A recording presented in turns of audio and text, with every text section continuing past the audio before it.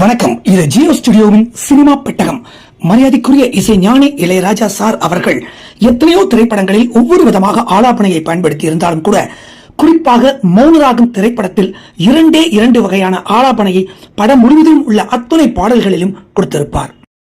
அந்த மௌனராகம் திரைப்படத்துல நிலாவே வா அப்படிங்கிற பாட்டுக்கு எஸ்பிபி சாருடைய குரல்ல அற்புதமான ஒரு ஆலாபனைய, இன்னும் ஒரு அற்புதமான பாடல் மன்றம் வந்த தென்றலுக்கு, இந்த சாங்லயும் ஆவரிசையில ஒரு ஆலாபனைய பிரம்மாண்டமா கொடுத்திருப்பார் இசைஞானி அவர்கள்.